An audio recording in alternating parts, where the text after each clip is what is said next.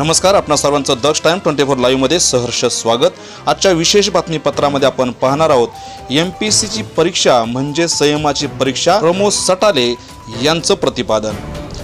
मराठवाड्यातील एका गावातील एकमेव प्रशासकीय अधिकारी, याबाबत सविस्तर वृत्त आपण जाणून घेऊयात। बीड जिल्ह्यातील परळी वैजनाथ तालुक्यातील तडोळी गावातील प्रमोद भास्कर सटाले हे न थकता अथक परिश्रम करून मनातील स्वप्न व आईवडिलांच्या कष्टाचे चीज करत आज वित्त व लेखा अधिकारी वर्ग 1 या मानाच्या पदावर विराजमान झाले आहेत।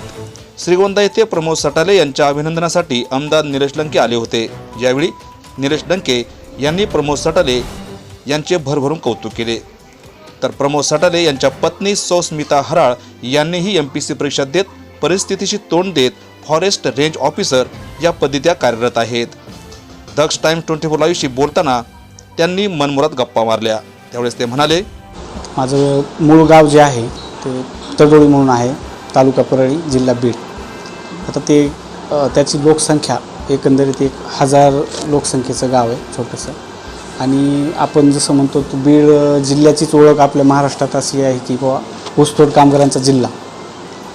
पण जे आपण म्हणतो तर की तिथली जी शैक्षणिक जी प्रगती आहे ती जरा थोडी कमी आहे। तिथलं वातावरणामध्ये काय आहे की लोकांमध्ये एक उदासीनता आलेली आहे पहिल्यापासूनच।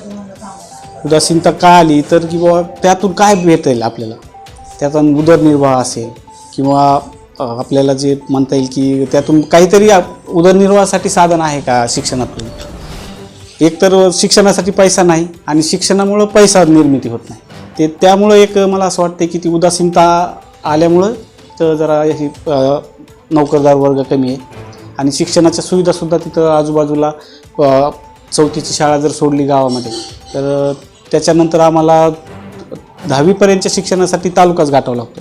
आणि तालुक्याला जायचं म्हणजे 15-20 किलोमीटर जायचं तर कसं जायचं, वाहनांची सोय नाही, बसेस नाहीत। त्यामुळे कुठंतरी एक आडमार्गाला जिथं शाळा आहे तिथं ॲडमिशन घ्यायचं आणि मग तिथल्या शिक्षणाची एक क्वालिटी किंवा क्लासेस जिथले आहेत तर तिथं जरा थोडं क्वालिटी नसल्यामुळं मग हे सगळंच एक साखळी तयार झाली। आणि जे म्हणतो आपण एक व्हीसीएस सायकल, तर ते याच्यामुळं ते नाही, त्याच्यामुळे ते नाही आणि मग शेवटी काहीच नाही।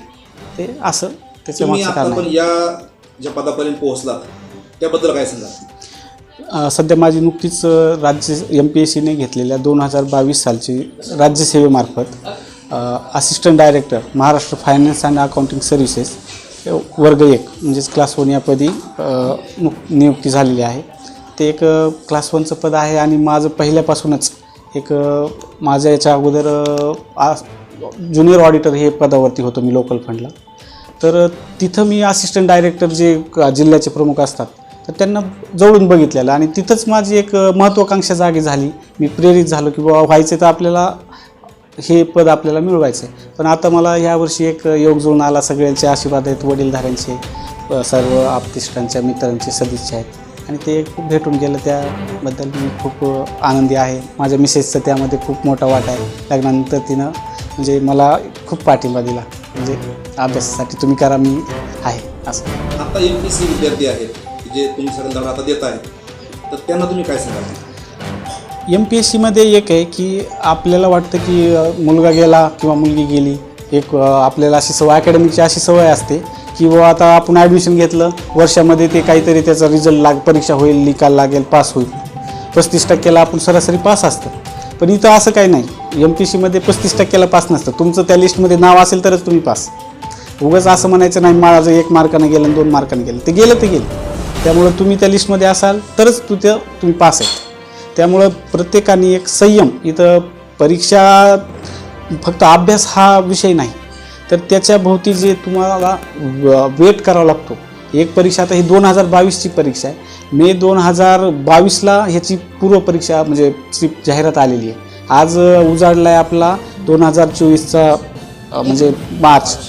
अजून आता ही लिस्ट लागली, इथून पुढं ट्रेनिंग व्हायला अजून 2-3 महिने लागतील, तर एक 2 वर्षाचं सर्कलच्या पुढं जातं हे। तर संयम, आपलं घाबरायचं नाही, कधी 2-4 मार्कांना कमी जास्त होतं पण आपण ते टिकून राहायचं आणि लढा देत राहायचा। आपले आईवडील, आपले जे कोण असतील आयडल तुमचं, तर त्यांना आठवून आपण ते परिश्रम करत जायचा, अभ्यास करत जायचा। संयमाची परीक्षा ही तुमच्या मेहनतीपेक्षा. मला आणखी असं विचारायचं की तुमचे आई वडील शेती करतात की नोकरी करतात? नाही, आई वडील माझे पूर्णतः शेतकरी करतात. माझ्या खानदानातला मी पहिला नोकरदार आहे.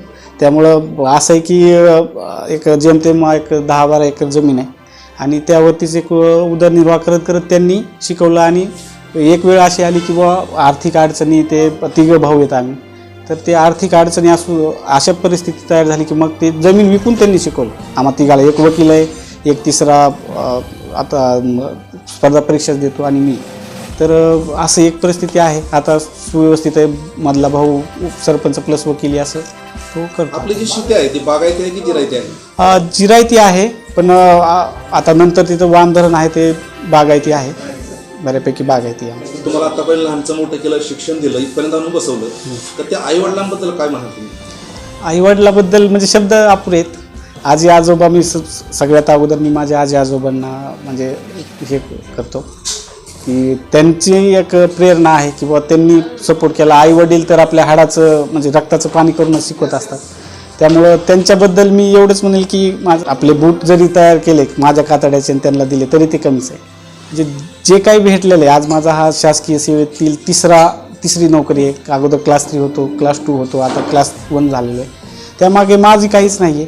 जे काही आहे ते आमच्या वडिलांचं, आप्तेष्टांचं, नातलगांचं, आई वडील आणि आता माझे नवीन पाहुणे झालेले आपले हाराळ कुटुंबीय. त्यामध्ये मग माझी मिसेस असेल जी की RFO पदावरती, मला तिचा अभिमान आहे. माझ्यापेक्षा तिनं अजून वर पदावर जावं माझी अशी इच्छा आहे. प्लस सागर असेल, मेहुणे असतील, म्हणजे त्यांनी खूप सपोर्ट केला. सासू सासरे आहे, मी त्यांना आई पापाच म्हणतो, आई मामाच म्हणतो. तर मला त्यांनी खूप सपोर्ट केला, मी त्यांचं खूप धन्यवाद मानतो. आणि निकाल ज्या दिवशी लागला त्या दिवशी श्री संत शेख मोहम्मद महाराज यांची यात्रोत्सव होता आणि तो एक दुग्ध शर्करा योग होता. आणि मला अशी म्हणजे ती प्रचिती आली की बाबा इथं आल्यानंतर आपल्याला ते गोष्टी एक जी इच्छित होतं, आपले एक स्वप्न होतं ते पूर्ण झालं. आणि हिंदू मुस्लिमांचं ऐक्य कसं जपल्या जाऊ शकतं, तर हे एक मूर्तिमंत उदाहरण आहे महाराष्ट्रासाठी. आणि मी ते माझं सुद्धा आता आयुष्यभरासाठी दैवत झालेलं आहे. सध्या MPSCची परीक्षा देत असलेले व इच्छुक असलेले तरुण तरुणींना त्यांनी मोलाचे मार्गदर्शन यावेळी केले. प्रतिकूल परिस्थितीशी 2 हात करत यश पदरी घेतले असल्यानं चौकडे प्रमोद सटाले यांचे कौतुक होताना दिसत आहे.